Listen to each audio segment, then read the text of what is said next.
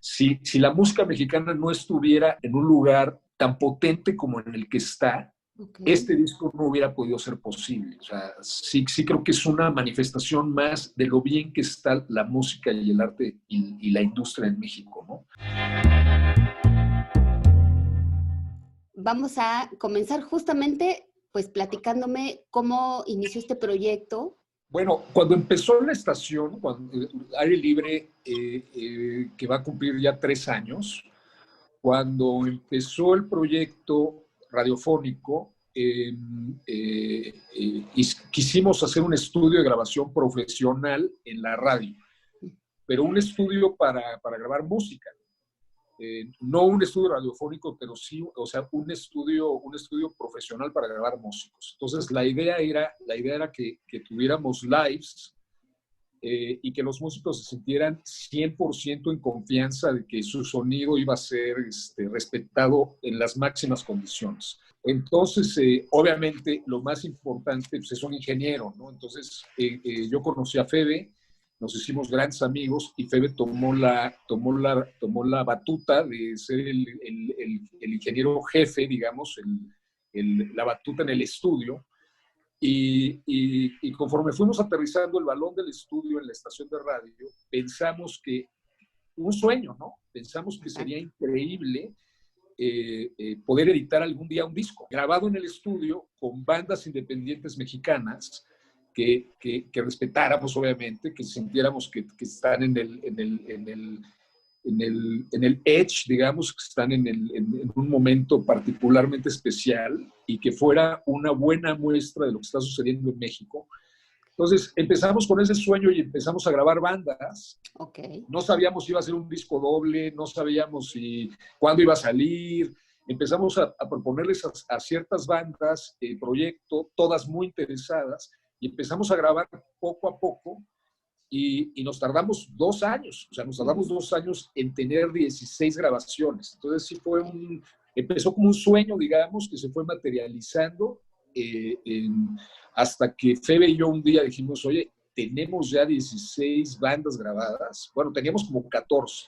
Okay. Entonces dijimos, bueno, nos hace falta por tiempo, nos hace falta grabar un par más, ¿no?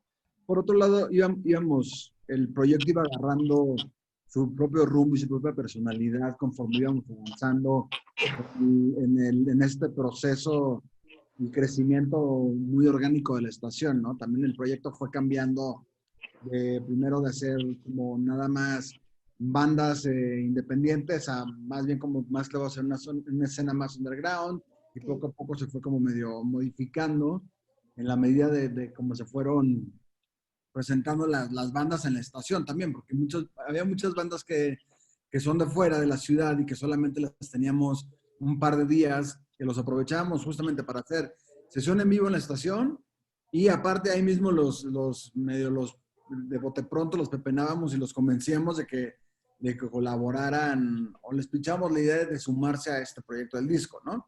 Entonces muchas veces en 3 días tuvimos sesión en vivo, grabación del disco, y las entrevistas y demás, ¿no? Entonces siempre fue un poco fue como muy natural como se fueron dando las cosas también. Hubo bandas que nosotros buscamos, que sí teníamos la intención de grabarlas, y otras bandas las fuimos descubriendo sobre la marcha. Como nos platica Febe, el 316, que es un escenario, digamos, que está en el centro, presentó muchas de estas bandas y nosotros íbamos a verlas al 316 y decíamos, oye, una sesión con esta banda en Aire Libre estaría increíble. Y después de esa sesión, que nos volaba la cabeza, entonces Febe y yo decidíamos invitarlos. Oye, puede ser muy valioso que esta banda que estamos conociendo en este momento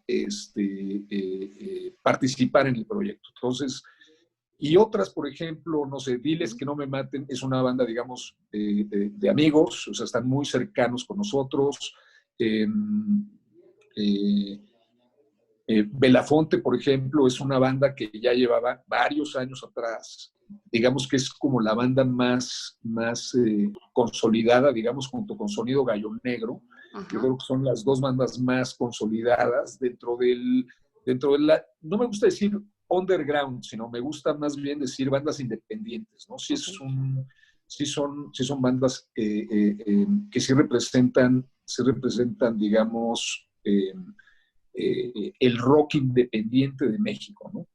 El rock es muy amplio, ¿no? Es un género muy amplio. También sintetizarlo en rock también es muy difícil, pero, pero digamos que con esos dos pilares, con Belafonte y con Sonido Gallo Negro, pudimos ampliar hacia bandas mucho más desconocidas, digamos, ¿no?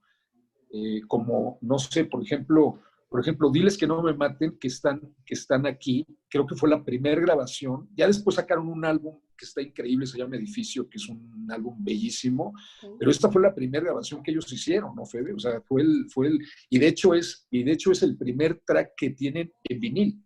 La mitad de estas bandas no habían editado en vinil, entonces también fue un sueño para ellos de repente estar impresos tener su música en un vinil, ¿no? Oye, y Fede, esta parte que dice Martín está muy interesante. Cuéntame acerca de estas bandas que pues son independientes, que son de algunos casos de gente muy joven o muy nueva en el negocio y en la cuestión de la grabación. ¿Cuál fue la experiencia para ti, pues trabajar con estos músicos a lo mejor noveles, ¿no? Que no sabían a lo mejor cómo ubicarse en un estudio y tal? Lo que pasa es que yo, un poco por el background que tengo, llevo muchos años trabajando con bandas emergentes y con bandas nuevas. Okay. De hecho, yo creo que es la parte que más me gusta. Prefiero, o sea, sí encuentro un placer mucho más particular en trabajar con gente que está empezando, solamente por el hecho de todas estas ilusiones y ganas que siempre tienen de hacer música, de hacer cosas nuevas, ¿no? La experiencia de estar en un estudio por primera vez. Toda esta parte a mí me parece siempre muy, muy interesante cómo el approach es completamente otro. Hay bandas que ya lo tienen como demasiado interiorizado y se vuelve como un trámite también, ¿no? Y se pierde un poco como esta magia de las ganas realmente que uno tiene de hacer música nada más cuando está joven y poco maleado, ¿no? Hay otras bandas que ya tenían experiencia, pero que justamente por la situación en la que se encuentran de ser bandas muy emergentes, le entran con las mismas ganas. Entonces, sí, yo en lo particular sí prefiero trabajar mucho más con estas bandas que con bandas más consolidadas por lo general. Yo hay excepciones, obviamente, ¿no? Y bueno, el hecho de haber tenido la oportunidad de grabar todo el disco, 15 de los 16 tracks fueron grabados en el estudio de aire libre, pues nos dio una oportunidad de darle como un sonido único a este estudio y a este compilado. Aun cuando la intención era justamente guardar el sonido y la personalidad de cada una de las bandas, pues sí necesitábamos encontrar un punto en común donde se pudiera encontrar el sonido del estudio y creo que se logró.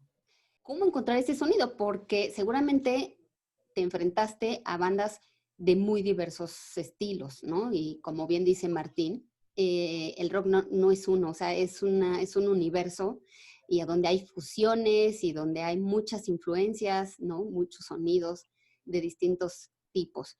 ¿Cómo lograr ese sonido donde tú dijeras, es el estudio de aire libre?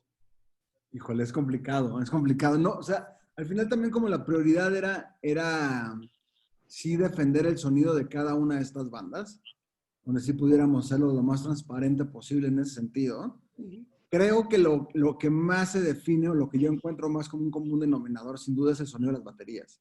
No sé si tenga que ver que es el mismo kit, no se usaron las mismas técnicas para todas las bandas, porque había bandas que querían grabar todas a la vez, había otros que hicimos track por track, había otros que hicimos como muchos overdubs, o sea, iba dependiendo un poco como de la situación, pero yo siento que sí hay como una notoriedad entre un espacio definido, ¿no? Que es el del estudio, y bueno, la otra parte, que es un poco más técnica, siento que también se nota mucho el sonido de lo análogo, el tener justamente una mixer análoga en el estudio y poder estar haciendo la suma de las mezclas con esta, pues creo que también le da otra calidez. Justo la siguiente pregunta que tenía es cómo seleccionaron los equipos del estudio, porque, bueno, la idea de que las bandas tengan live sessions y pudiera realizarse un disco como este, pues también tiene que ver con los equipos que tiene el estudio, ¿no? ¿Cómo seleccionaron ese equipo? Platíquenme un poquito de lo que podemos encontrar ahí. Bueno, pues digamos que cuando hicimos la lista Santa Claus, realmente estaba complicado porque había muchas consolas, por ejemplo. Digamos que el set de micrófonos es como un set obvio, ¿no? De alguna manera, Febe y yo lo revisamos. Febe me dijo, oye, obviamente necesitamos este tipo de micrófonos a como de lugar. Y no sé, por ejemplo, hay un par de ribbon mics muy bonitos que esos ya los escogimos, digamos, ya en la tienda físicamente. Yo hice un viaje a Los Ángeles para ver las consolas. Estaba entre una API y estaba había una NIF por ahí también restaurada, y estaba esta opción de la SC, la Solid State Logic, que es esta consola nueva que tienes la capacidad de incluir módulos 500 en la consola, pero no puedes tomar una decisión hasta no verlas. O sea, sí, yo sí soy muy de que las tienes que tocar, las tienes que ver, las tienes que escuchar, o sea, tienes que ver el juguete, porque casi, o sea, sí es, o sea, comprar el equipo por internet, o sea,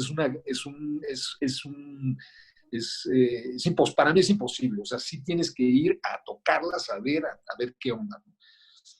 Entonces, digamos que es la pieza más importante del estudio, la consola, ¿no? Claro. Todos los módulos 500 que tenemos, decidimos entre Febe y yo, más bien, yo le hice unas recomendaciones a Febe y Febe decidió realmente esa lista de los módulos 500.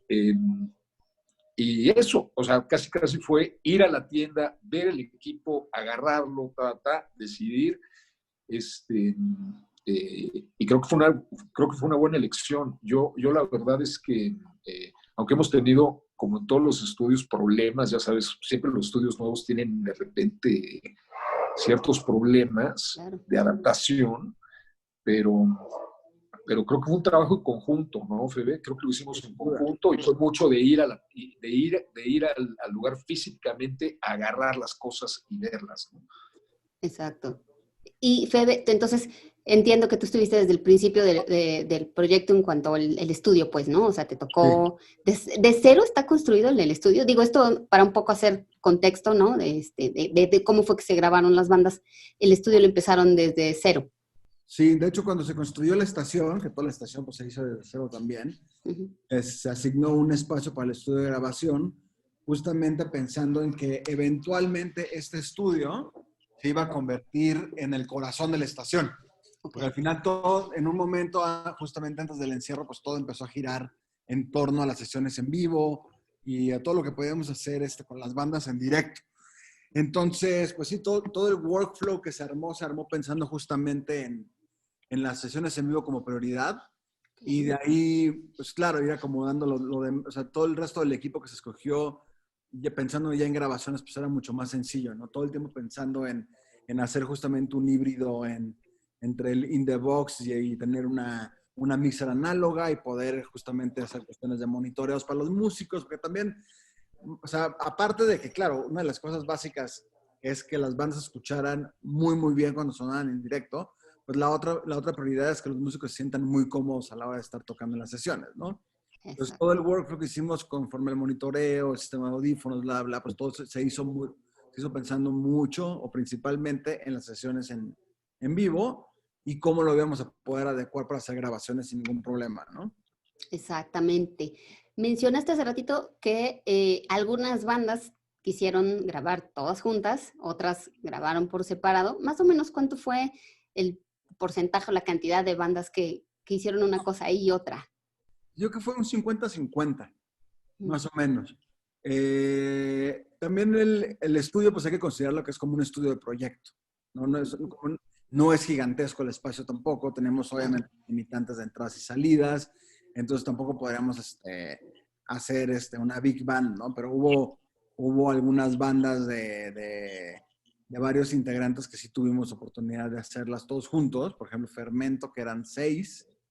corso ahora, pues sí pudimos hacerlas todos juntos, y lo único que hicimos fue pues idearnos alguna manera de colocar los metales dentro del control room, con los monitores apagados, un poquito como de separaciones, y hubo un par de sesiones que las hicimos durante la noche cuando ya no había programas en vivo, ya no había nadie, gente en la estación trabajando, y lo sacamos básicamente a las oficinas, ¿no? Ok. Ya teníamos como un tercer espacio entre el control room, el tracking y las oficinas en general, que tienen la particularidad de que son todas de madera y tienen una acústica muy, muy, muy padre. Entonces también hicimos algunas cosas por ahí. Entonces nos fuimos medio ideando cosas conforme fuimos avanzando. La principal limitante que teníamos eran las entradas, ¿no? Que teníamos realmente 14 press. Normalmente te da suficiente como para hacer las cosas, pero había días pues, que, bueno, queríamos, no sé, meterle un par de micros más a la batería y ya no podíamos, ¿no? Entonces tenemos que hacer overdubs o consultarlo con la banda que podíamos sacrificar. Entonces ya nos íbamos a veces ok, se graban la base que es batería, bajo y guitarras juntos y lo demás hacemos overdubs. Entonces siempre fue como campechaneándose dependiendo del proyecto. Yo al final pues sí doy gracias que Gallo Negro haya podido grabar en su estudio porque no sé cómo lo hubiéramos hecho con ellos porque son como 8, ¿no? Entonces, pues sí, fue la única banda que no grabó ahí y se dieron las cosas ya porque claro, ya estábamos encerrados cuando grabaron y estábamos en pandemia cuando mandaron la rola, ¿no? Entonces eso fue también lo que nos ayudó a poder manejarlo más rápido. No, hombre, no, es que es lo que te digo, es muy chistoso como el tiempo, ya, o sea, ya pensamos que nacimos en la pandemia, es que sí te lo juro que no, o sea, grabamos, o sea, acuérdate, o sea, más bien cuando llegaron los discos de Checoslovaquia, de República Checa, fue cuando empezó la pandemia. O sea, realmente todo el mastering y todo eso lo hicimos todavía en el otro mundo que vivíamos.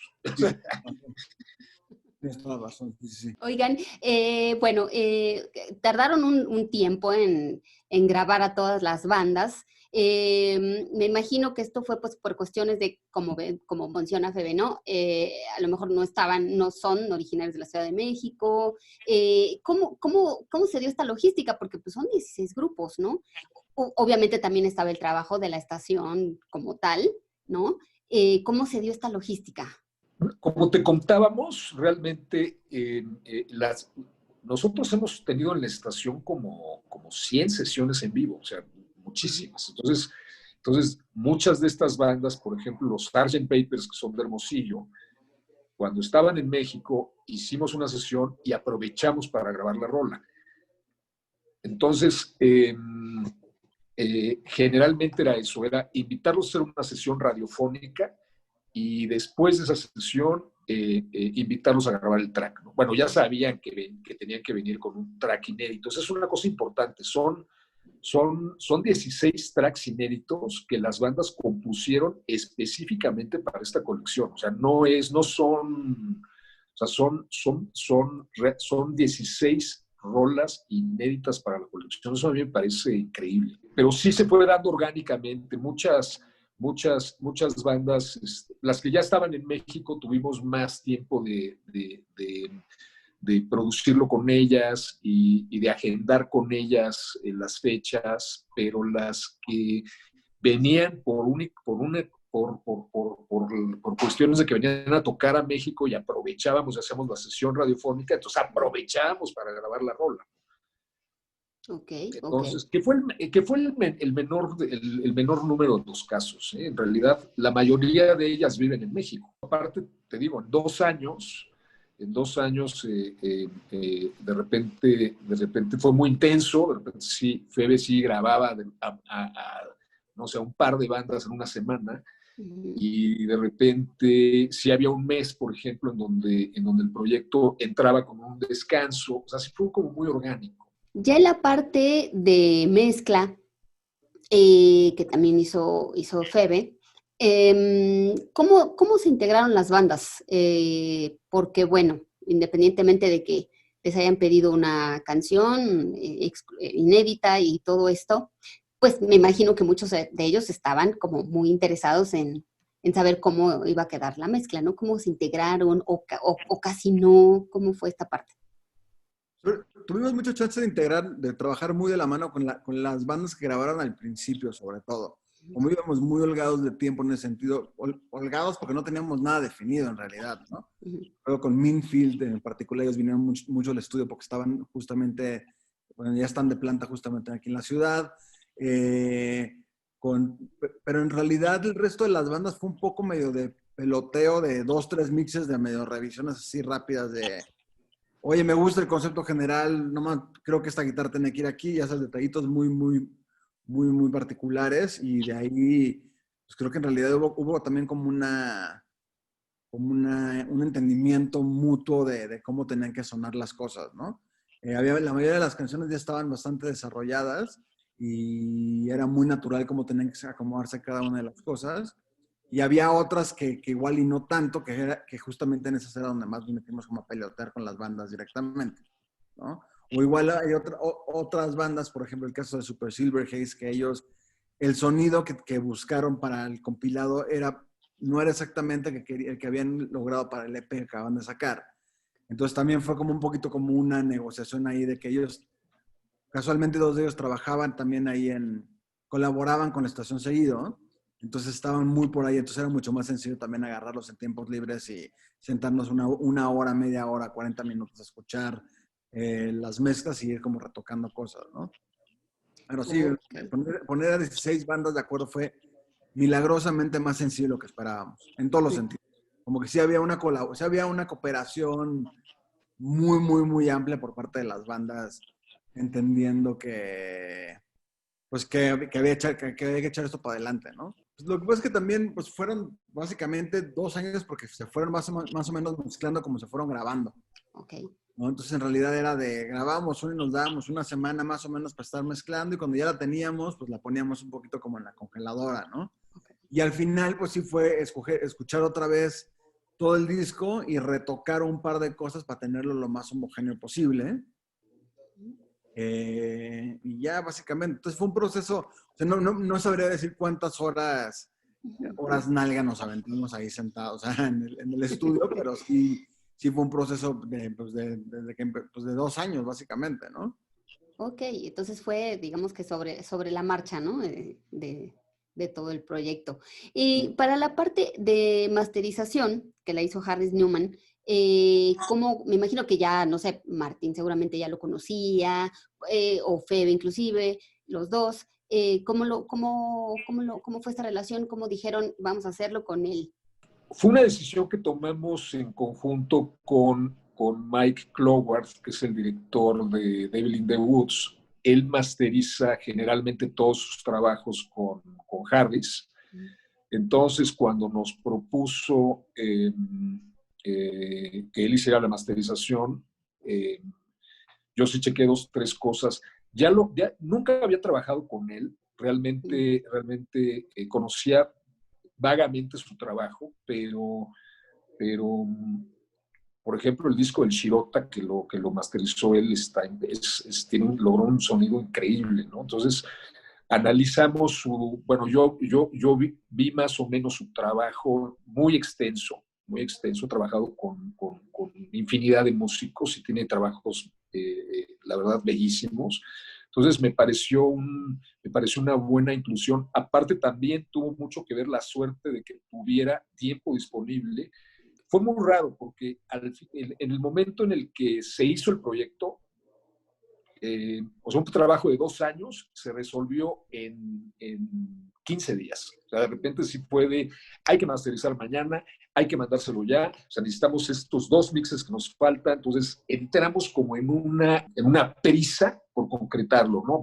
Porque ya sabes, entonces Harry solo podía en la semana de tal semana, esos días. Entonces, y luego, bueno, obviamente, todo lo tuvimos que resolver en 15 días. O sea, ya al final lo que es el arte, lo que fue toda la secuencia de los tracks, decidir que iba a ser un álbum doble, Okay. porque al inicio fue, bueno, vamos, de estos 16 tracks, ¿qué hacemos? ¿Escogemos los mejores para un disco simple o ponemos la mitad en un vinil y la otra mitad en digital? Entonces decidimos irnos por la grande, o sea, decidimos hacer un álbum doble, darle la misma importancia a todos los músicos porque la tienen. Muy difícil cuál es mejor que la otra, es muy subjetivo, entonces decidimos irnos por los 16 tracks. Hubo un par de tracks ahí que no entraron por la duración, eran tracks muy largos, pero te digo, o sea, se mandó con Harris lo mandó de regreso 2 días después, y ese día se mandó a la fábrica, a República Checa, a fabricarse todo, y ahí fue donde cayó la pandemia, Fede. O sea, en el momento en que ya estaban los discos fabricados, a la hora de importarlos, ya no los podíamos importar porque cerraron todas las aduanas. Entonces, imagínate, estaban los discos ahí perdidos en una bodega gigante. Yo ahí sí la sufrí, la verdad. O sea, de repente pensé que se iban a perder todo nuestro bebé de 2 años, así, claro. Ya al final, de repente perdidos ahí en un container chino, ¿no? O sea... ¿Y cuánto tiempo se tardaron en llegar finalmente, ya hasta que los tuvieron así en sus manos? No, pues se tardaron un rato. O sea, se tardaron. Yo creo que el primer mes, yo creo que estuvieron un mes perdidos en el limbo. O sea, cuando empezó la pandemia, no sé si se acuerdan, o sea, se cerraron todas las aduanas del mundo. Entonces, el tema era, ¿cómo le hacen? Porque los discos estaban en República Checa en la fábrica. Entonces, el tema era, si los mandaban a Estados Unidos y de ahí para acá, o los mandaban directamente acá. Entonces decidimos que se tenían que mandar directamente acá, pero eran 500 copias, entonces decidimos también que mandaran, a ver, pequeños embarques, para ver si todo salía bien, mandar primero uno de 200 copias y ya sobre eso importar las otras. Pero luego también la desconfianza que uno tiene en las aduanas mexicanas, ¿no? Claro. No sabes si te las van a abrir, si van a sacar la mitad, si qué, ¿no? Pero todo salió bien al final de cuentas. Qué bueno, y además tratándose de viniles, pues bueno, ya te entiendo tu preocupación perfecto, ¿no? De decir, ¿y cómo van a llegar? ¿No? O sea, no solo no solo si van a llegar o cuándo, sino cómo. Entonces, eso también me imagino era súper importante. Platíquenme un poco cómo está haciendo la parte de la distribución, es decir, ¿quiénes podemos tener acceso a un objeto también que tiene una parte de arte muy interesante, ¿no? ¿Cómo vamos a poder acceder a un disco como este?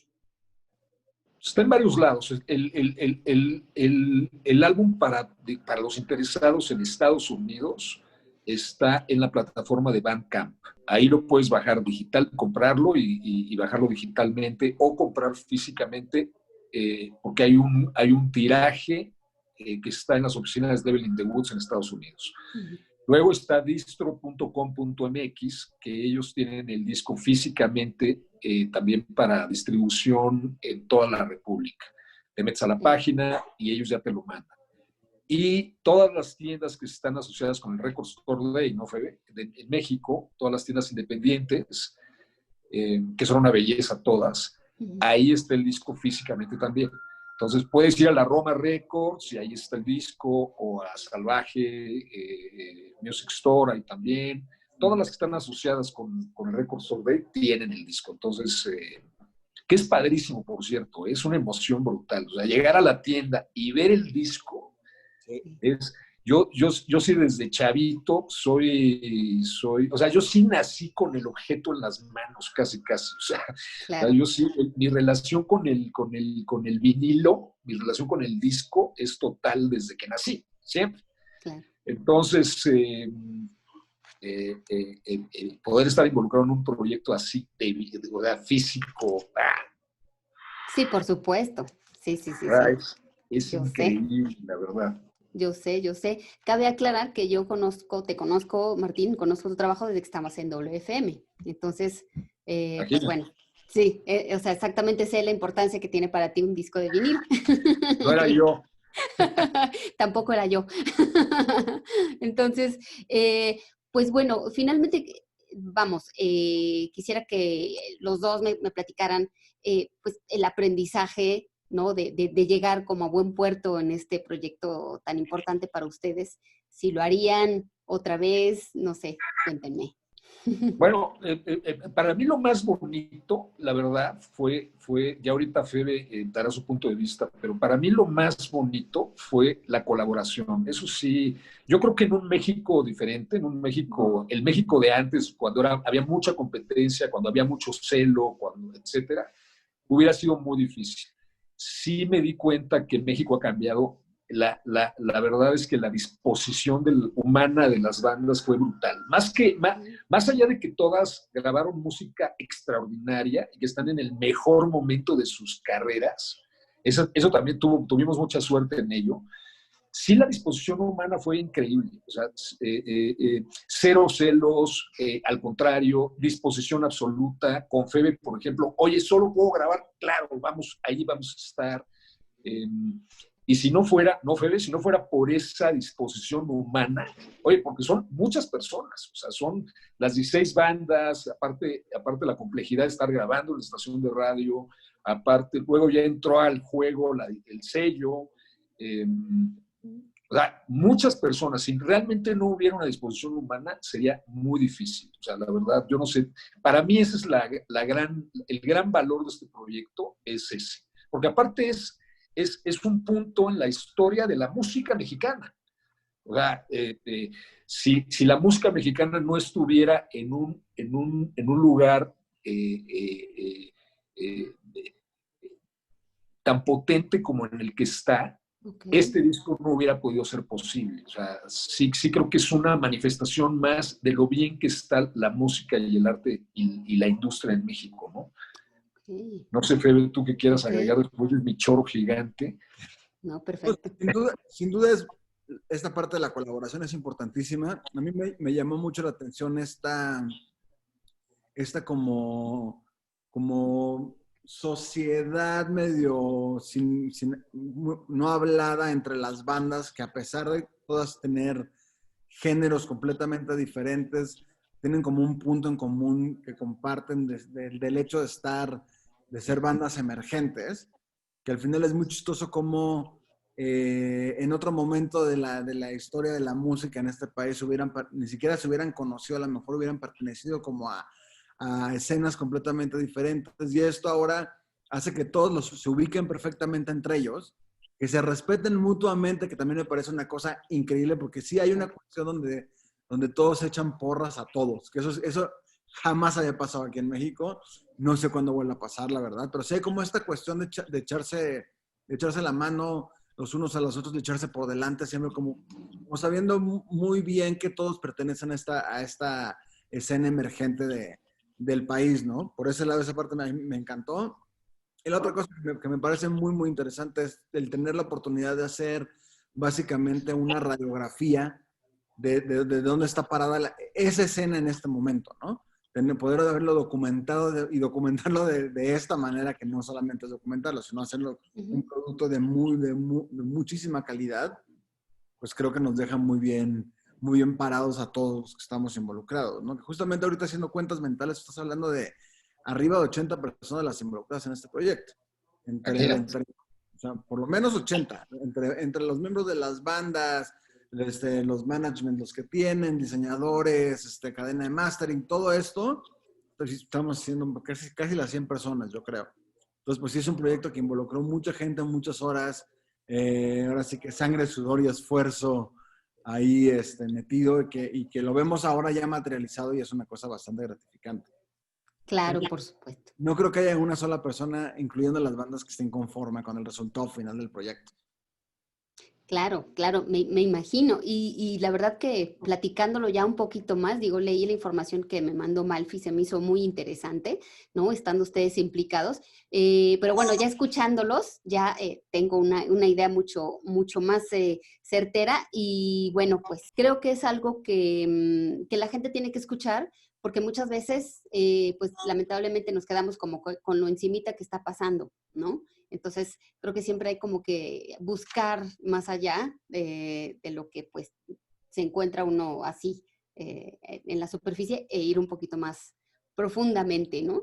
Yo la verdad es que creo que es la punta del iceberg. O sea, creo que son 16 bandas que pertenecen a un mundo bastante extenso de músicos que están haciendo una música brutal, están haciendo trabajos increíbles. Yo creo que sí vale la pena que la gente investigue y se meta al mundo independiente de la música mexicana, que yo creo que yo creo que sí podríamos decir que está pasando por un momento global y extraordinario. O sea, así como de repente la música rusa o la música francesa, o sea, creo que hoy en día la música mexicana sí se puede reconocer a nivel global como realmente que tiene una identidad y un poder particular. O sea, sí me parece que está pasando por un gran momento y aparte se está empezando a abrir.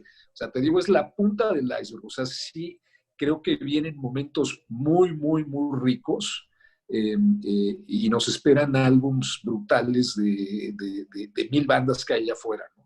Otra cosa interesante es que como nosotros de alguna manera somos radiodifusores, estamos haciendo el tema de la estación de radio independiente aire libre, lo que es interesante es que nunca buscamos tener sencillos de radio, o sea, nunca buscamos hits. Dejamos que los propios músicos tuvieran la libertad de ellos mismos aportar a la colección. Y lo que es increíble es que o sea, sí logramos tener hits de radio. O sea, sí, por ejemplo,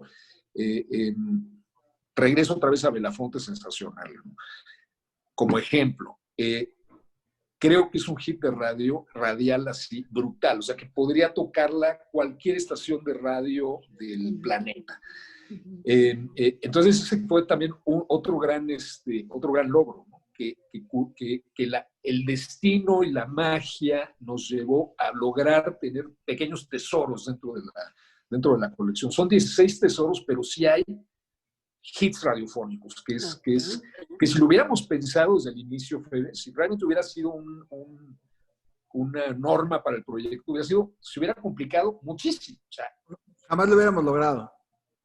No, o sea, hubiera sido casi una presión que casi hubiera sido dañina para el proyecto, ¿no? Ya sabes, cuando estás buscando el hit de radio, también es tan subjetivo, llega un momento donde dices, oye, ¿lo tenemos o no lo tenemos? De repente todo un proyecto discográfico depende de un hit.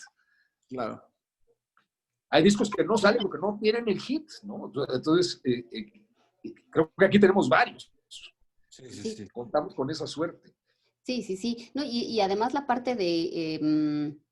es que ha cambiado muchísimo, inclusive ya la parte de radio, ustedes lo saben, ha cambiado también mucho, no es lo mismo hace 25 años y ahora ya hablar de hits de radio, pues es que la gente también está escuchando música en muchas otras plataformas, ¿no? Entonces ya no nada más es el radio, sino te enfrentas como a muchos canales en donde la gente está escuchando música todo el tiempo. Entonces, tener un proyecto como este, yo creo que condensa muy bien toda esa parte de por un lado, las bandas que están surgiendo, que tanto jóvenes como ya más experimentadas, tienen sí, la intención de dar a conocer, pero son libres. O sea, finalmente saben que pueden expresarse sin a lo mejor la presión de tener un hit, porque ellos ya saben, como independientes que son, saben cómo moverse, ¿no? Ya no es que estén buscando el hit radial. Entonces, eso también para el proyecto me imagino que fue muy, muy importante, ¿no? No, sí, totalmente. Es que es vital respetar al artista como artista, o sea, darle al artista el campo abierto para que la creación exista, ¿no? Es muy desagradable cuando, yo me imagino como artista, es muy desagradable que te briefen, ¿no? Queremos una rola up tempo con esta energía que hable de esto. Oye, pues mándala a hacer a una fábrica no sé, o sea, una fábrica de rolas. No sé si exista o no, pero creo que esa libertad se dio en este proyecto brutalmente. Y si me permites, me gustaría darle un cebollazo a nuestro ingeniero Fede, porque la verdad es, si lo ves desde un lugar, es complejísimo grabar a 16 bandas, que las 16 bandas tengan su sonido particular, pero al mismo tiempo haya un hilo conductor. O sea, me parece que Fede resolvió esa complejidad de una manera realmente virtuosa. O sea, porque generalmente también lo que sucede es que un productor ingeniero, de repente el disco suena a él, ¿no? O sea, suena al ingeniero. O sea, el disco suena a tal. O sea, no suena a la banda, sino suena al ingeniero. En este caso creo que Febe fue muy sabio y logró que cada banda sonara a la banda y respetando la integridad artística de cada músico, ¿no? O sea, se me parece... Bravo, Febe. No, exacto. Bravo, Es por eso que le preguntaba yo justo hace rato, ¿no? ¿Cómo hiciste ese trabajo? Porque como son tan diferentes las bandas, ¿no? ¿Cómo encuentras ese eje conductor en el sonido? Entonces, yo creo que también es una parte, como dices, Martín, que se le reconoce mucho a Febe. Entonces, no sé, tú, Febe, si tendrás alguna otra cuestión más que comentar. No, creo que se cubrió bastante todo. Estamos muy contentos con el resultado final. Estamos muy contentos de poder seguir apoyando el nuevo talento de la escena, porque al final, como ya lo hemos comentado en otros espacios, confiamos que hay muchísimos proyectos que valen mucho la pena y que muchas veces nada más necesitan un poco del empujoncito para que obtengan cierta notoriedad y que la banda se dé cuenta que hay cosas mucho más allá de la oferta tradicional, ¿no? Y pues que es parte de la misión particular que tenemos en la estación también. Nosotros también somos una estación independiente, ¿no? Y tenemos esa misma naturaleza que el resto de estas bandas. Entonces es un proyecto que es muy natural para una estación como la nuestra el poderlo llevar a cabo, ¿no? Se vuelve básicamente una obligación de nuestro lado.